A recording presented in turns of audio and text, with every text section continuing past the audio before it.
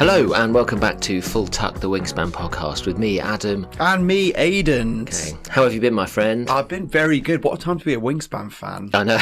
Yeah, it's one of these, you get it with each expansion, don't you, where there's this like crazy rush to assimilate all the birds into your mind, or like play, or at least play all the birds, or at least see all the birds. Yeah. And I think especially with these expansions, compared to official, like made expansions, there's much more variety in the bird powers that are released, and there aren't any birds which are just gain a wheat from the supply. Yeah, doesn't exist. Draw a card from the deck. There isn't just a mallard like floating around in there, is there? There's not just like a 0 point draw a card from the deck. And so like every bird is an event. They say this in cricket, T20 cricket. They say every ball is an event, but it's like in this, every one of these birds is an event. And so it's going to take even longer than usual to sort of see them all or experience them all or play them all and recognise which ones are the really, really fantastic ones compared to which ones are just the fantastic ones. I was having this conversation with a friend actually who we were saying exactly this, that because the new powers are all quite complicated in a way. I think that's fair to say. They probably are all quite complicated. And they do take a little bit of time to read and digest and understand what they're about and what the power is.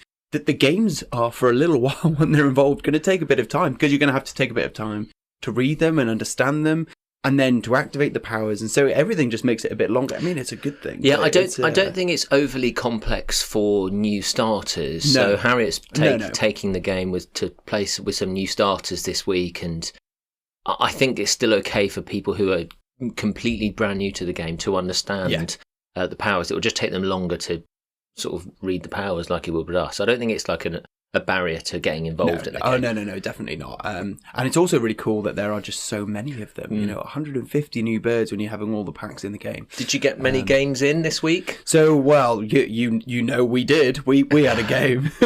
So Adam and I had a game with a couple of other friends, 4-player game last week. Which was our first introductory one to the new birds, and we'll talk a bit about that in this episode, because there's definitely some chatting points through there. But other than that, no, I've been I've not got any other games in. Come on, you've played. I had an email. We had an email this week. You've broken the streak. No other physical games. That was a setup for you. That I was trying to offer you to offer me a way in. So no, I've played some more online games. I've played more with Paul and Kevin, and yeah, indeed, I did beat Kev finally. Yeah. So you've broken the shackles. 5-0-1, Kev. Have that. 5-0-1. It's a marathon, not a sprint, though, isn't it? Exactly. So, on the topic of emails, thank you again for emailing in, everyone who has, and even just commenting wherever you do, because we do read them all and we try and reply to most of them, and they have been really interesting this week. We're actually starting to collect a few questions about how we play the game and specific tactical things. So we think what we're going to do is we're going to store them all up and probably do a Q&A episode sometime. So if you guys have any questions for us that you'd like us to answer on a special Q&A episode, just let us know. Email in. It's fulltuckpodcast@gmail.com, and we'll store it to one side.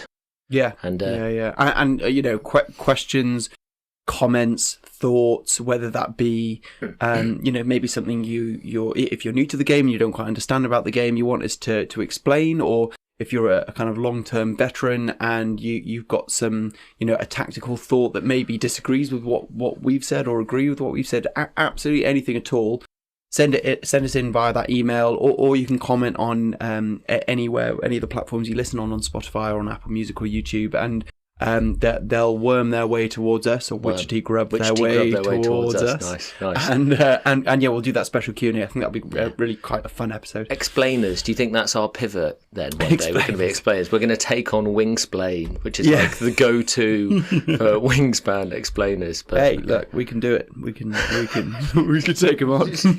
You won one game, mate, and the power, confidence has gone to your head. So yeah, on the topic of emails in.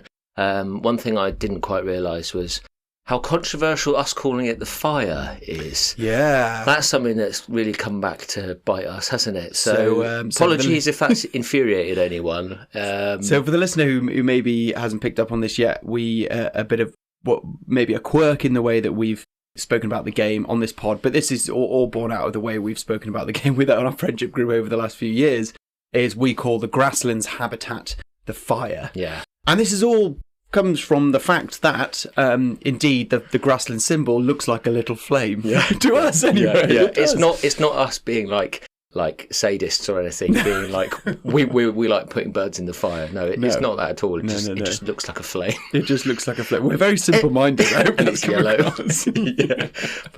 Yeah, but we're trying to pivot away to call it the grasslands a bit more. But I'm just so ingrained with me, isn't it? Exactly. We will slip up. There's no doubt about that. We will call it the fire. Probably today. Yeah. Well, I suppose in the context of a game which at least partially is concerned with conservation efforts. Yeah. I respect the irony. That is true. Maybe we should do. Okay. So this week we are going to take on our opening hand challenge. Yeah. Aren't we? 4-player game going second. We haven't done many 4-player games yet, have we?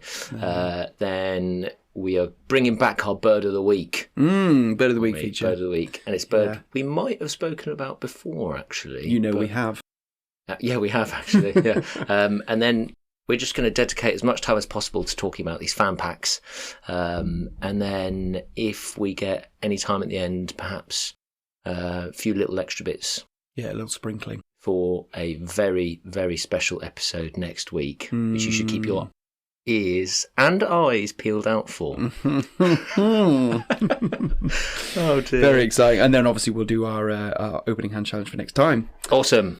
Have you got the birds up? I certainly do. So a little recap for those of you who maybe missed it last time or haven't managed to have a look on the link that we've left on the socials. So our opening hand review for this week is the barn owl, which can live anywhere, eats 2 rats, 5 bird points, Canada or cavity nest, 4 egg capacity, brown predator when activated power, roll all dice not in the bird feeder. If any are rats, gain a rat and cash it on this card.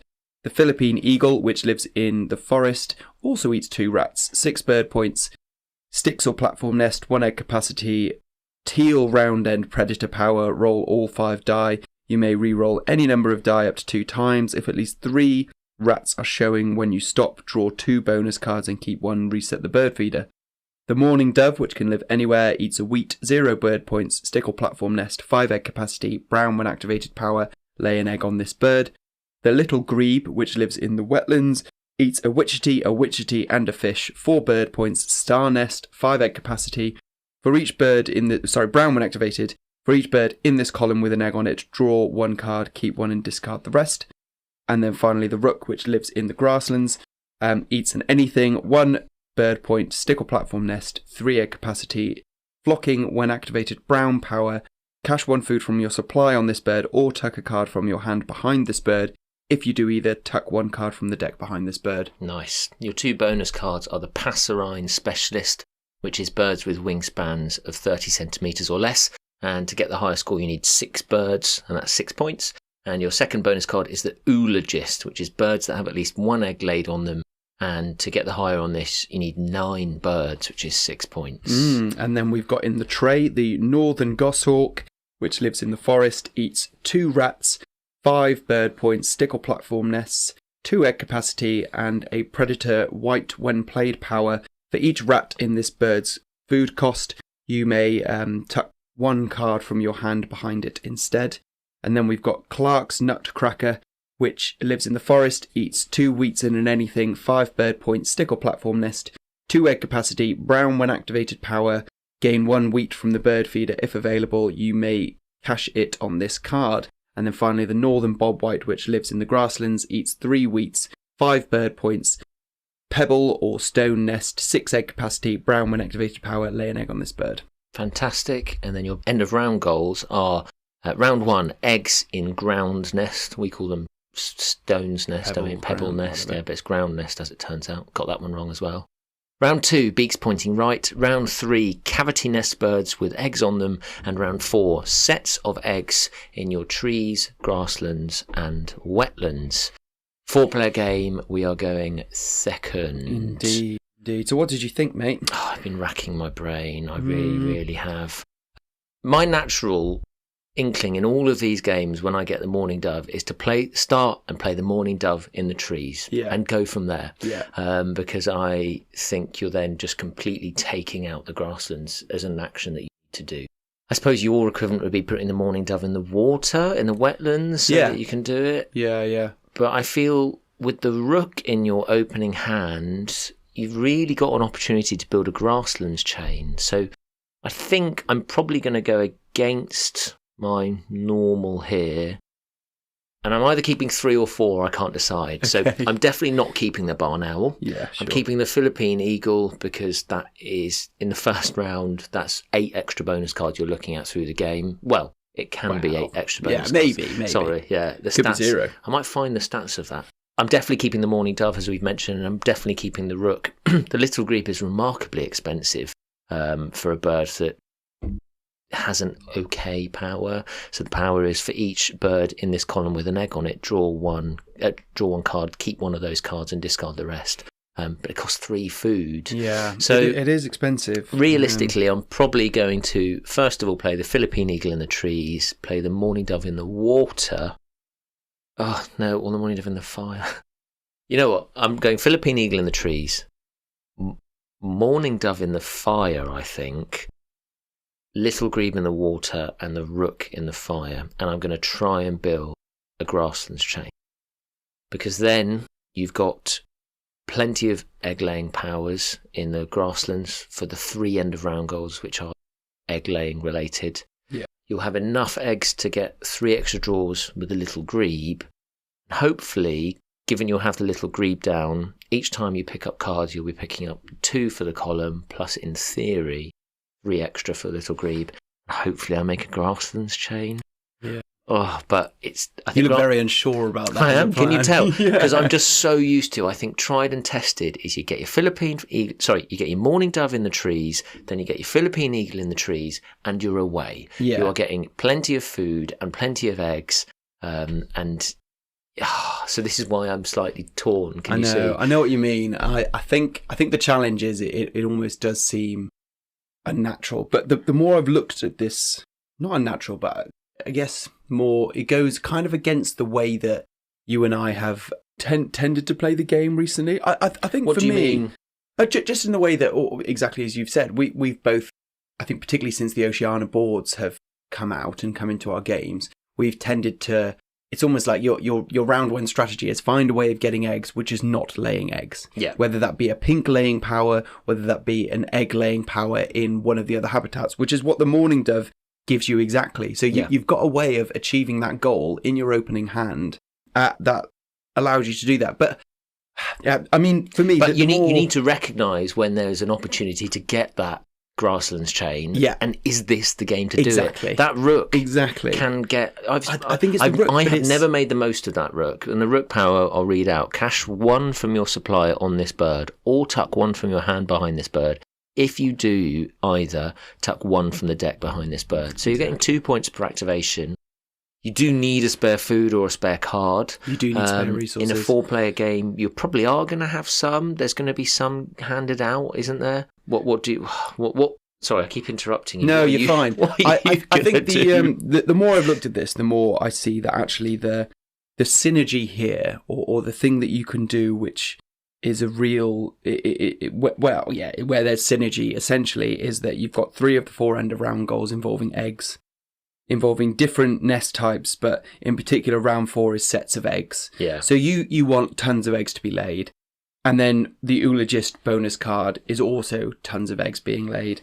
And then on top of that, the Little Grebe, which is essentially one of your 2, to me, valid options for birds that you can play in the wetlands, is all about having lots of eggs laid already. And that's how the power becomes strong. I agree, it seems like an expensive card, and probably one that I've not played a huge amount in the past. But it's a star nest. So in terms of getting eggs in those different types of nests, you achieve that with that star nest, and it really plays into a grassland thing. So what I would do is keep the Philippine Eagle, the Mourning Dove, the Little Grebe, and the rook. I would Same as me then. So same. I would play the Mourning Dove in the forest, Interesting. And I would, and so I'd keep a nectar and a wheat. I would then use the wheat to play the Mourning Dove, and then ideally pick up nectars or fish or witch teas to get the little grebe down as my third go. And build from there, with the main goal from that point being getting the Philippine Eagle down in round 1, which I don't think should be too difficult because you're getting egg laying from the Mourning Dove, and the second goal to get the rook in the grasslands. And then what you've got is the little grebe gets you an extra card, so each card draw is 3 cards, and then you've got extra cards to be tucking underneath the rook for a later grasslands engine that you can spin. Yeah. So my one criticism of that, and I recognise I'm criticising your hands quite often, aren't I? So very you. It's on brand, isn't it? So apologies for that.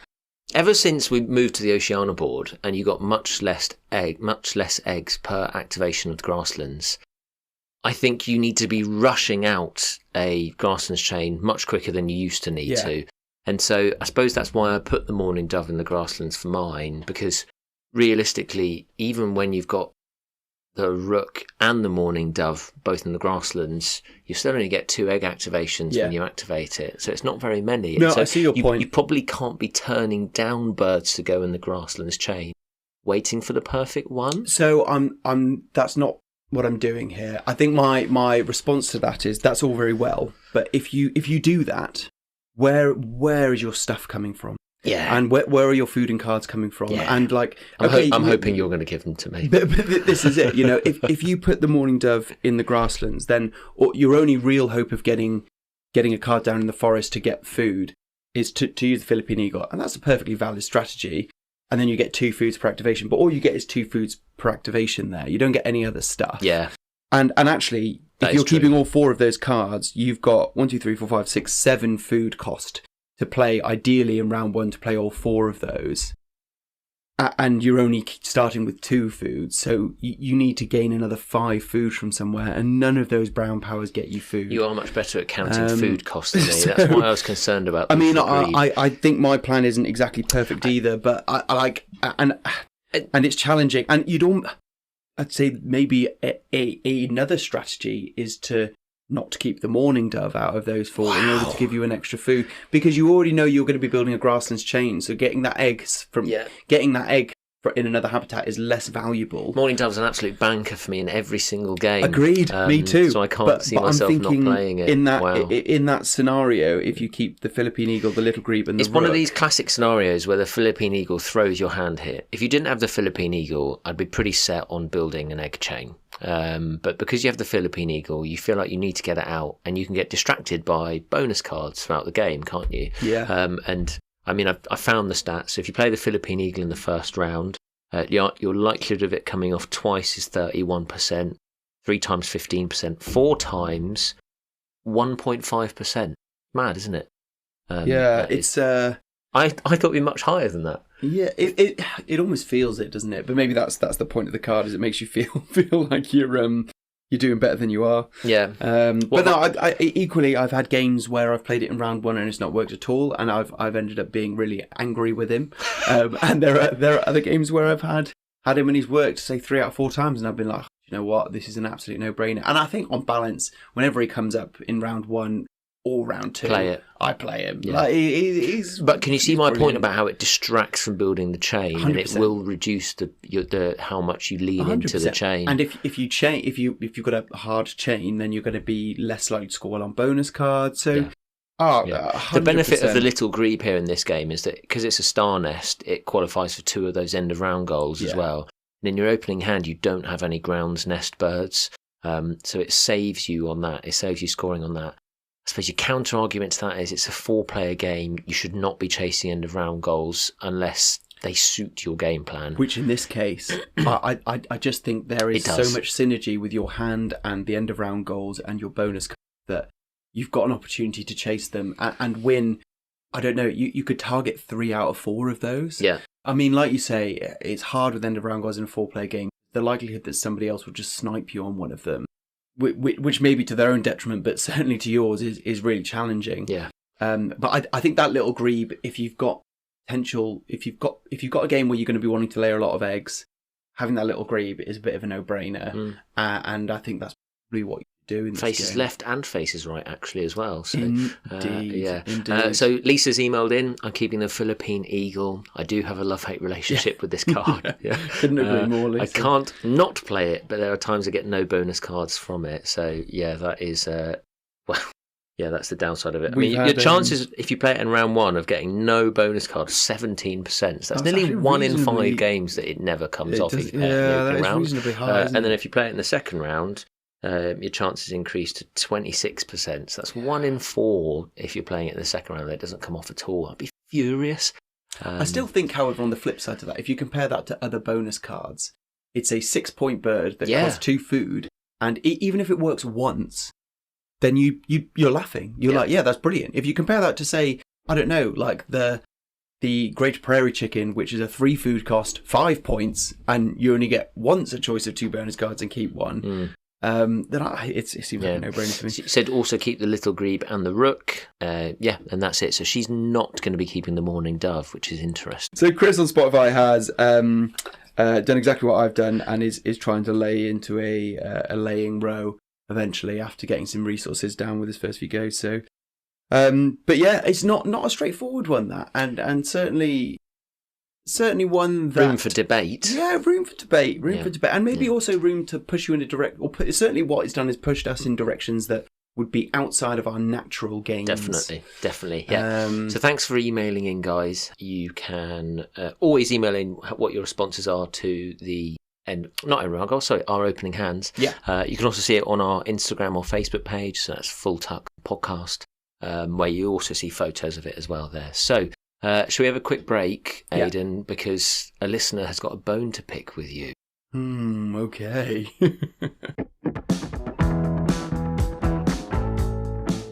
Right, welcome back to Full Tuck, the Wingspan podcast, and as I just mentioned there, left that tantalising cliffhanger. Fans written in this week, and they've got a bone to pick with Aidan. So Lisa from Iowa, USA, thank you so much for getting in contact and sending your very lovely email. I'll read out a bit of it to you, Aidan, and we'll see what your riposte to it is. I've been mainly listening to your podcast while I'm commuting to work, so I've been unable to respond as easy as I wanted to. I do have a bone to pick with Aidan, however. Stop harshing on Cooper's hawk. It costs 1 rat, lives in the forest, and you tuck a card from the deck if it's less than 75 centimetres. It's an easy bird to get in the forest and start getting some food and some tucks. If you want to harsh on predator birds, which they call poison birds, which I like, cool. Harsh on the ones that make you roll all the dice outside the bird feeder and gain a rat or fish and cash it. Yeah. What's your riposte to that, Aidan? So Cooper's hawk, I think we mentioned in our first episode, didn't we? We did. It was our first ever episode. So do you want to just Rain Man Cooper's hawk out to me? Yeah, Cooper's hawk lives in the forest, eats a rat, and has a brown, when activated, predator power of if draw a card from the deck, and if its wingspan is less than 75 centimeters, tuck it beneath this bird. Classic predator power. How many points? 3. Yeah. Yeah, What's this and it's a stick nest, surely. Wingspan. Wingspan.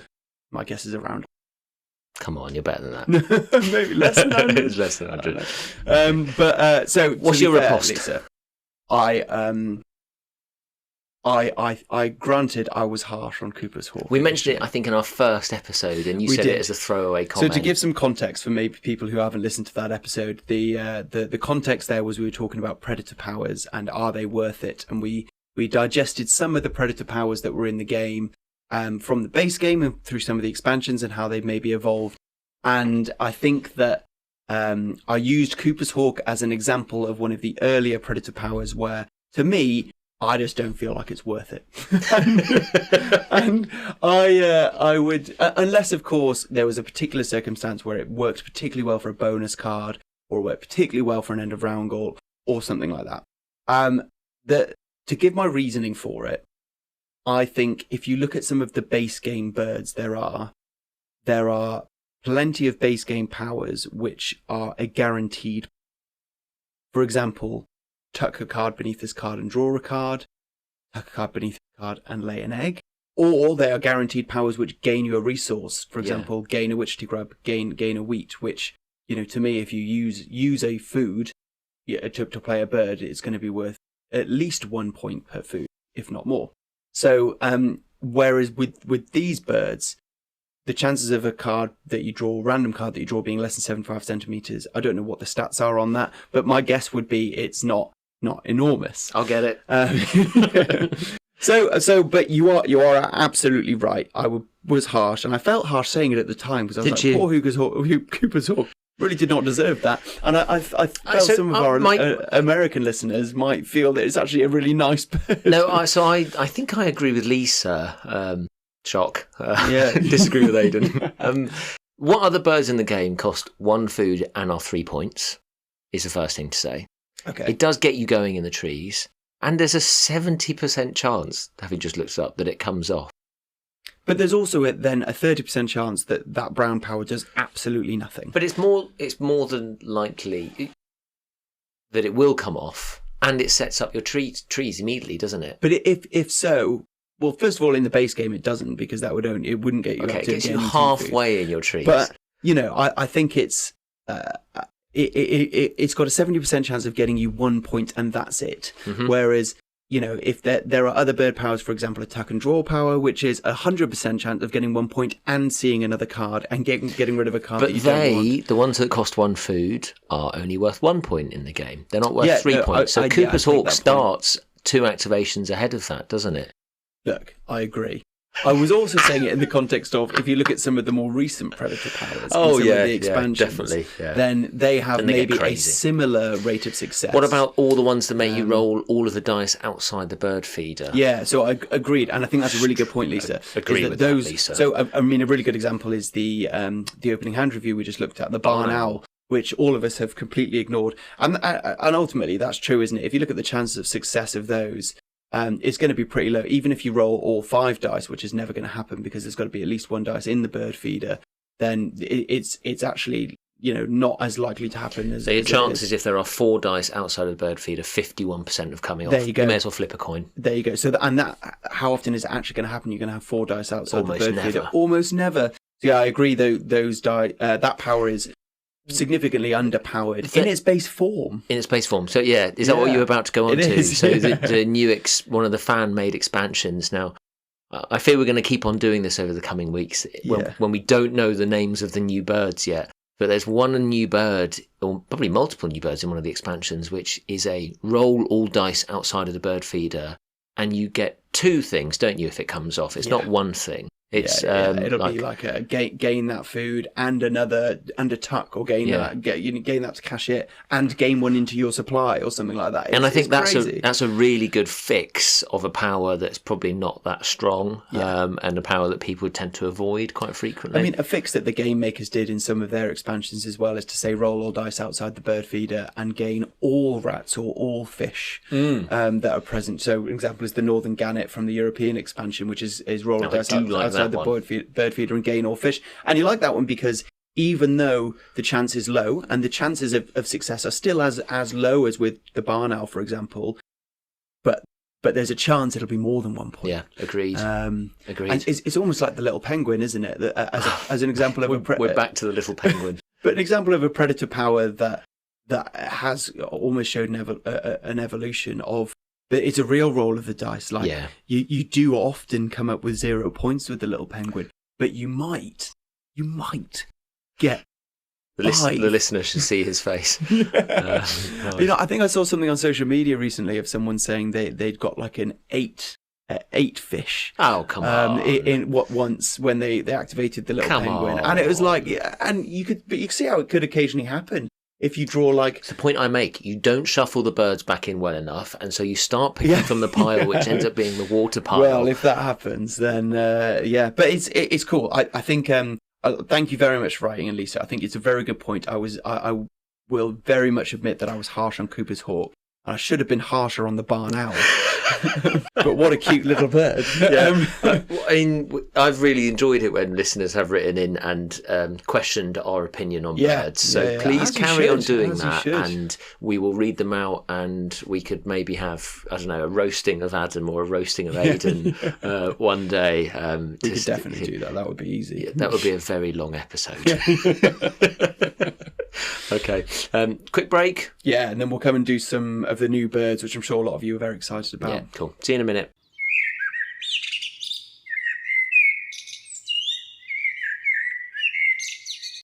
Welcome back to Full Tuck Wingspan Pod. We're going to talk about some new birds, right? Yeah, we are. We do a very good job of that. We're going to talk about these fan packs. Yeah. And probably do this multiple times over the coming weeks. Absolutely. As more questions come up on the Facebook group or on the Reddit, or and as we discover more as well, so many to get. Well, when they first arrived for me last week, I sat down and I opened them all pack by pack and read them all bird by bird. Of course, and sort of took photos of all the ones that I thought were amazing, but then ran out of space in my phone storage. I basically took photos of all of them. So we should maybe just talk about some that we've used in the last week. So we had as we briefly mentioned, we had a game, a 4-player game last week, where we kind of shuffled them into the top of the deck. So we took probably, I'd say, the top third of the deck, and then of the deck pre having these new cards in, and then shuffled all of the 150 new ones into that deck. So it probably meant that every 1 in 2 or 1 in 3 cards was a new card. So it just meant we got to see them a bit more, and it made for quite an exciting game. And yeah, it was brilliant fun. Yeah, I had a great game. Adam won. Yeah, you had a stonker actually. It was all right, wasn't it? It was all right. But what I noticed about lots of these birds, I was really hunting for bonus cards, birds, to draw more bonus cards, because I had in my opening hand the North Island brown kiwi, which is discard a bonus card. If you do, draw 4 bonus cards and keep 2 of them, right? But I was happy with my current bonus cards. And so I was hunting for bonus card birds. And every time a bonus card bird would come up, so often it would be discard a bonus card or swap a bonus card, or there was never one where I was just gaining one. And so I really feel like there's been a lot of, maybe it was just the section that we were in, a lot of it really does focus on, it's not just simple, just draw 2 bonus cards. And it's quite cool how it changes things around a bit, isn't it? It is cool. There's some cool powers. I have noticed that on reading through that you can definitely tell each designer's influence is slightly different, because some packs focus on different things. Some packs are a little bit more group focused. Some I've noticed a little bit more caching food focused, I would say. I don't know if that's just me trying to crowbar them each into a section, but I've definitely noticed that there's different styles to each, which is cool. I like it. It reflects how the games worked as well, because each of the expansions have themselves had their own style, haven't they? Yeah, totally. And I guess it also reflects some of those birds' behaviours in real life from those regions, and which is really cool. And it's nice that it's representing real birds. So we're both going to present a bird or 2. Yeah, aren't we? We are. Yeah. So one I drew, which was very fun. As soon as I drew it, I was like, this is too fun. So this is a bird from the New Zealand kind of bumper pack. It's called the yellow-eyed penguin. It has a New Zealand name as well, which I'm not going to attempt. It lives in the wetlands only and costs 3 fish. So immediately your mind goes to some of the other 3 fish cost birds, which I think we agree are all good birds. It has 3 points associated: a star nest, 2 egg capacity, a yellow game end power, which is also a predator power. And I think that's the first time I've seen a yellow predator power in the game. So the game end power: draw 5 cards from the deck. You may play one of those birds for free and discard the rest. If it has fish in its food cost, then you can cash 2 fish from the supply on the bird. So if it has any number of fish in its food cost, you can cash 2 foods. And presumably do you pay eggs? Play it? No. You play the card for free. So I suppose the question is, if you draw 5 cards from the deck, and how many points is that bird worth? It's worth 3 points, so it is an expensive 3 points. So there's no doubt about that. So if you've got a 3-point bird, so if you've got something that costs 3 food, you're going to want it to be worth 8 or 9 points, aren't you? Really? I think so. Yeah. So you're going to, but I would expect out of 5 birds that you draw, one of them is going to be worth at least 6 points, isn't it? Or get you 6 extra points. It's got to be. And it gives you excellent flexibility for your bonus cards. As well, because it's not like play a bird in the water, it's play a bird wherever you want. Exactly. Play it for free. You don't even need to have food lying around. I mean, what are the chances that it's going to have, like a when played power or a game end power in itself? Like it's which, speaking of, I seem to remember it did. So it did, yeah. So I was really looking for, as it happens in the game, I had the bonus card, which was birds that can only live in the grasslands, and I only had 1 down, and I needed 2 to score on that bonus card. So I was really hunting for a bird that could only live in the grasslands, which unfortunately didn't come up. But what I did get is another one of the new birds with a game end power. So this one is from the Canada pack, called the varied thrush. Lives in the forest only. Eats a witchetty grub and a cherry, 5 bird points, bowl nest, 2 egg capacity, and a yellow game end power. For each bird in your forest with a witchetty grub or cherry in its food cost, including this one, cash 1 witchetty grub or cherry on this bird from the supply. So as it happened, it filled the last spot in my forest, and all of the birds had either a witchetty grub or a cherry in their food cost, which they're most tree birds will have a witchetty, So I got to cash 5 cherries on it. And the benefit, I suppose you need to fill your forest, though, don't you? You need to fill your forest, but it's a cool power. It's a cool power. So that was for me a 10-point bird for which I didn't have to pay any egg cost for. That I got to play with that yellow-eyed penguin. So overall, it was a pretty strong play. It felt really good. It was one really of cool. the things they said on the Mill episode where they teased the different packs. I think they said the Canada pack is the pack which has the longest text, the most text per bird. Oh, really? That's so the average was, I wrote it down, was 12 per bird across all. But the Canada pack was 23 words per bird. So it's the longest. Although reading through it, they didn't seem like they were overly complex, to be honest. Oh, okay, that's interesting. Different powers, but just something to consider if you might be buying multiple different packs. But no, they were that was a fun combination, and I just thought both those powers individually are examples of really quite fun game end powers which do things or exploit a mechanic which I've just not seen in the game yet, which is really good. I want to talk about a pink power bird. I don't think we've spoken about pink powers enough in this podcast. No. For how much they form part of my overall tactics.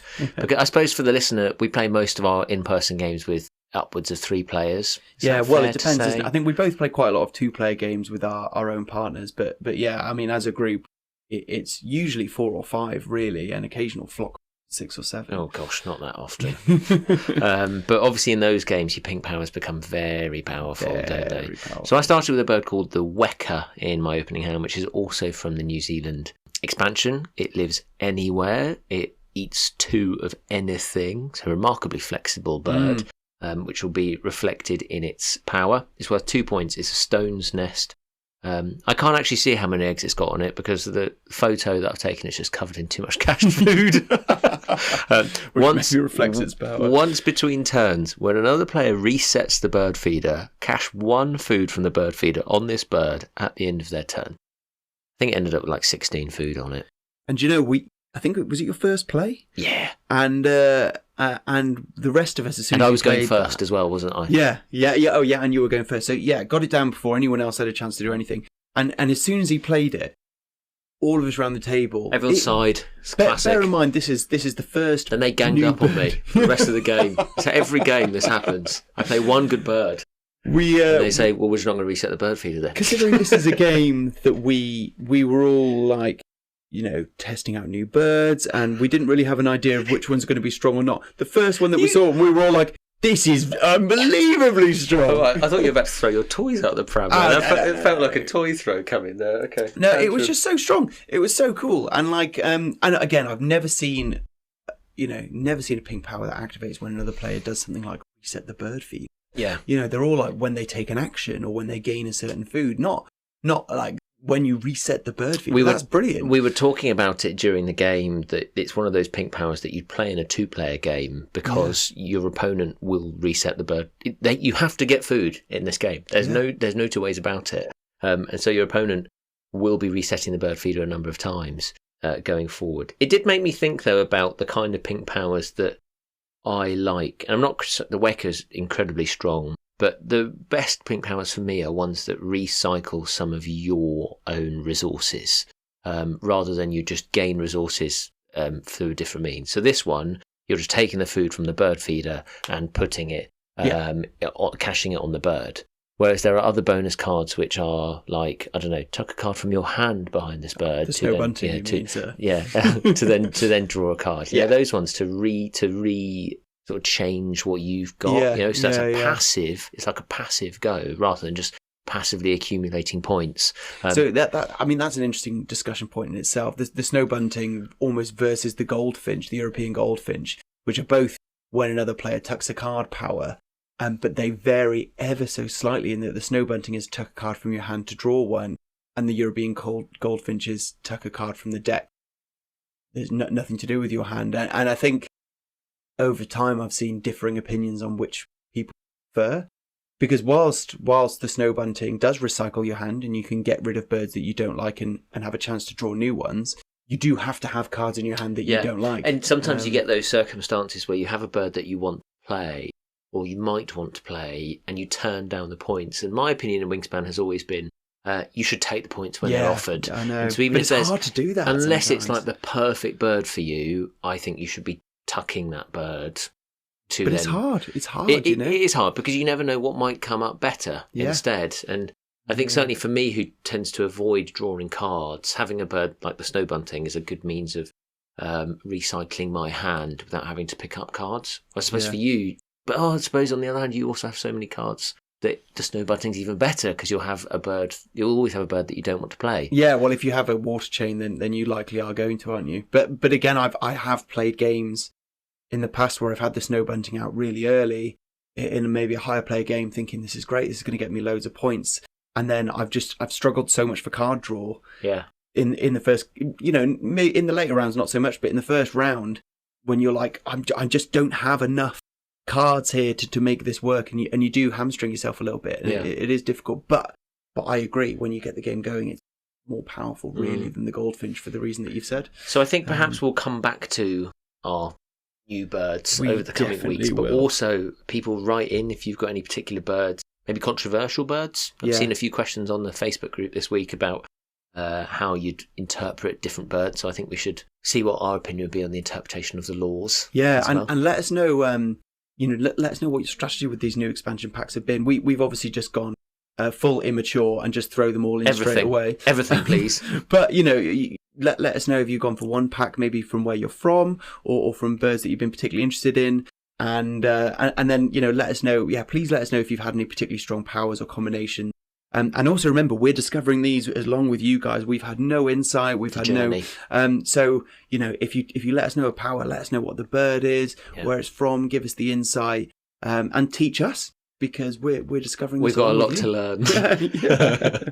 Right, Um, let's go and draw this opening hand for next week. Yeah, and we'll come back in just a few seconds. All right, guys.